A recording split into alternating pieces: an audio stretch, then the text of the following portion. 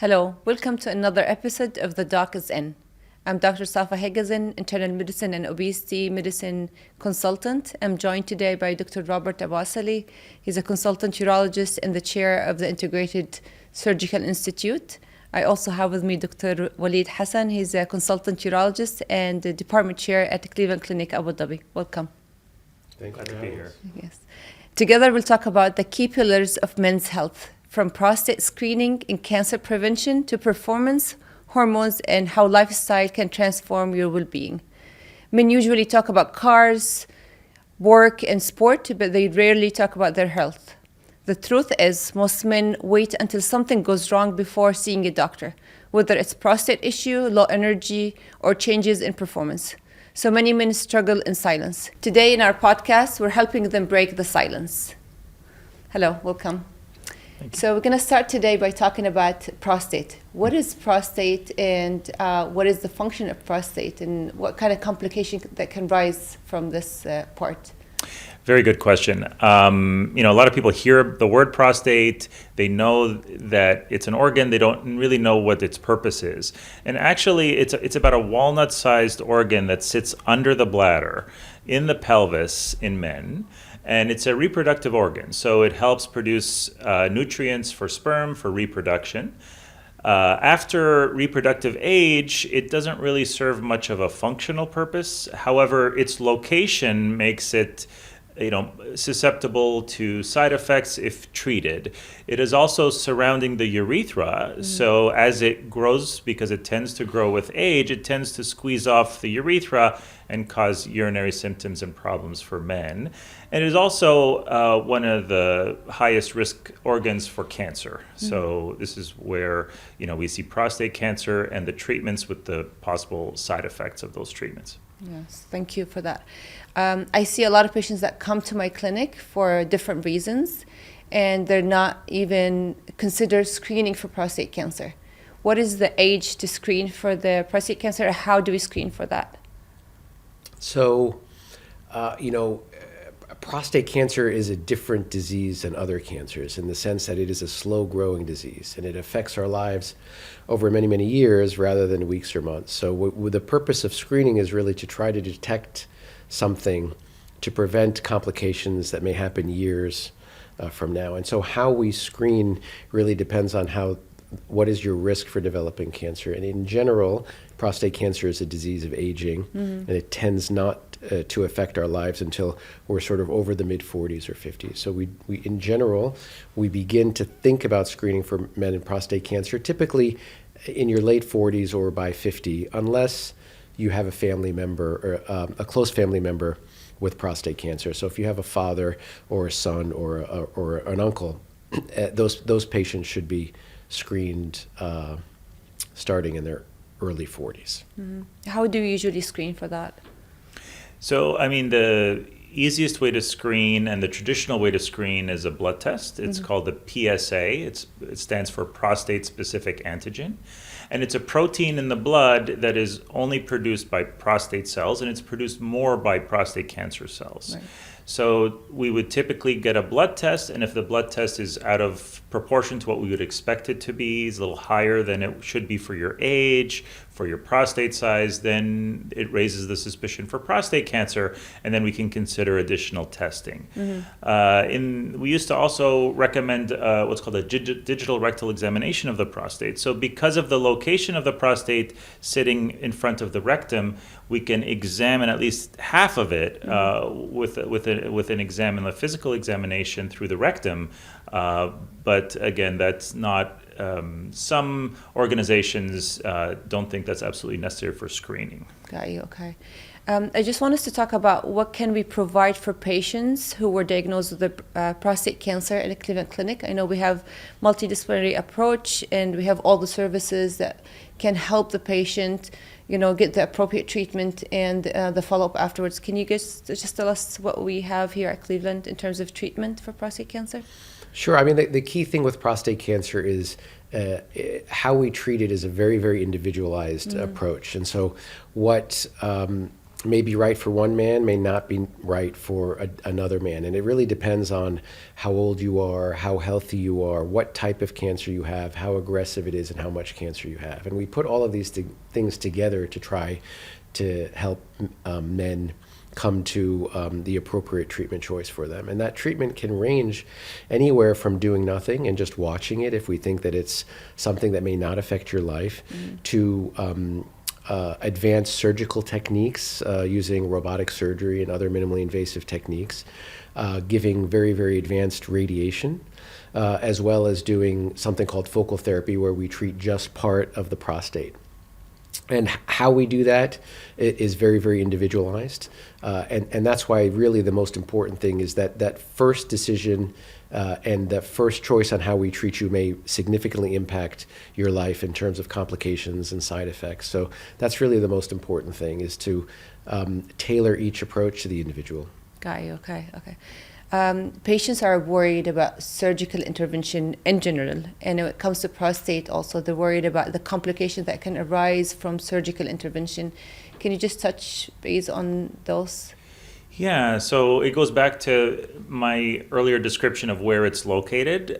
So it's sitting under the bladder. It has a lot of important structures that go right alongside it or behind it, like the rectum and the nerves, which are important for urinary control and sexual function. And so when you surgically remove the prostate, you have to be very careful not to damage these structures, because it can lead to things like urinary incontinence. Typically, this is what we call stress incontinence. So when you are active, when you lift something or cough, you may have some leakage of urine, or erectile dysfunction after surgery. Now, we've come a long way with this, improvements in surgical techniques, different approaches like the laparoscopic or robotic approaches, where we can more accurately dissect out the prostate with less damage to the surrounding structures. So we've come a long way in terms of minimizing those risks, but we always have those discussions with men about that potential. And it also depends on what their function is at baseline. So if men are young and have excellent urinary control and excellent sexual function, often they'll do very well after surgery, as long as the anatomy can be preserved. Got you. If any complication would to occur after surgery, is it permanent or can they recover afterwards? So then with surgery, I tell people that you pay upfront. So the issues come right away after surgery, but they get better. So you may notice some leakage initially after surgery, but the vast majority of men will regain control. So in the matter of weeks or sometimes months, you'll see a dramatic improvement in urinary control, and the same with sexual function. So even, although they may have some issues immediately after surgery, the good news is more often than not, it can fully recover. Okay, very good. Good news. So we can move to talk about erectile dysfunction, since that's one of the complications of surgery. Dr. Waleed, can you tell us what are the causes of erectile dysfunction? So it's a good question, because it's complicated, even though it doesn't seem like it's a complicated matter. So sexual function is actually a very complex process that requires a healthy brain, psychosocial, yes, healthy sexual drive, healthy nerves, and healthy blood supply. And so all of those things need to be intact for a man to be able to have a natural and healthy sex life. And there are many, many things that can affect those over time. So anything that affects our blood vessels or our nerve function can affect our sexual function, as well as hormonal imbalances. And all of those, as we get older, become sort of worse. So in general, as a man ages, we know that sexual function begins to slowly drop. And on average, about 50% of men, by the time they reach the age of 50, will have some degree of a deterioration in their sexual function. And it's almost 10% per decade. So by the time you're 60, it's about 60%. By the time you're 70, it's about 70%. And I think what many men don't realize is that when we ask or try to take a history and look for erectile dysfunction or sexual dysfunction, we're not just looking at a man's sexual health, but because the blood vessels in the penis are very, very small, diseases that affect blood vessels may affect your erectile function before it affects anything else. So we look at it as what we call a canary in the coal mine. So we know that men who have had heart attacks, for example, may have shown signs of sexual dysfunction many, many years before their first heart attack. And so asking about that, although may be embarrassing to some men, is really important, because not only is it something that we can treat to improve their quality of life, but it also may be life-saving or help us detect other more serious issues such as coronary artery disease or other vascular diseases. Right. So for men to have, if they have this problem, it's very important for them to discuss it with their physician, because they can get treated early, and then that could be a way for them to get diagnosed with other diseases, like you said, cardiovascular disease and diabetes. So for the erectile dysfunction, a lot of people think testosterone is the treatment for that. Can we just talk a little bit more about testosterone? What's the symptoms of low testosterone, and who are the candidates to start that treatment? Yeah, that's an excellent question. You're right. People assume that testosterone is the main driver of sexual function, and it is a facilitator. Without a certain amount of testosterone, it can be more difficult to perform sexually, but it's not the only cause of erectile dysfunction. Like you mentioned, there's blood flow, nerve issues, and then post-surgical issues, which are not related to your testosterone level. That being said, there's a lot of talk now about testosterone levels and testosterone replacement, and as you get older, there tends to be a gradual decline in your testosterone, and as long as you're still able to function, we don't necessarily worry about that. But if someone presents with low libido, erectile dysfunction, low energy, these types of symptoms of low testosterone, then sometimes it may prompt us to get a blood test, a testosterone, AM testosterone blood test, to see if their testosterone level is low. And then it's a matter of determining, why is it low? Is there anything we need to do to address the root cause of the low testosterone, or does the patient need testosterone replacement? Right, okay. So going back to the erectile dysfunction, I know we have a comprehensive men's health clinic at Cleveland Clinic Abu Dhabi. Can you just talk about other options for patients that we provide here? Sure. There are a lot of things that we can do to improve sexual health in men, and it starts by taking a very detailed history, trying to look for reasons for why a man may have sexual dysfunction, and then we try to treat the underlying cause. There are a host of drugs that are very common that most men are aware of that help improve blood flow to the penis, that allows men to improve the quality of their erections. And there are other medications that we can use if that is not enough, including directly injecting medications, which sounds a lot worse than it is. There are creams and other devices that can help men achieve sexual function. There are also other techniques such as delivering shock waves to the blood vessels, that similar to what we use on stones, that helps improve blood flow, that may improve sexual function. And there are also surgical options for men who don't respond to any of those treatments that can still allow a man to resume a natural and rewarding sex life. Right, yeah. In my clinic, because I see mostly men that struggles with weight, and we know that obesity by itself, and specifically waist circumference, does increase the risk of having erectile dysfunction, infertility, affect the quality of sperm and functionality as well. So it's very important also to focus on lifestyle and weight management for those patients. And from the studies, we've seen that these patients with low testosterone, because of the increase the fat mass and inflammatory condition of the obesity on those patients, the connection or the hormone that talks from the brain to the testes kind of get disrupted, and of course testosterone secretion goes down. So, but when they lose the weight, we've seen naturally they increase their testosterone level. And it's not only for the weight management, sleep, the diet they eat, and overall lifestyle. So there are non-hormonal ways of increasing testosterone level that can improve their quality of life and sexual function as well. Yeah, I agree. I mean, when we see a low testosterone level, it's easy just to give the person testosterone. But at least in my opinion, I'm not sure we're doing them any favors because we're not addressing the root cause of the problem. Right. Now, again, if they have a surgical reason or endocrine reason for not producing testosterone, then replacement is necessary. But if it's thought that the low testosterone is due to lifestyle, weight, then addressing those issues are more beneficial to the person long term.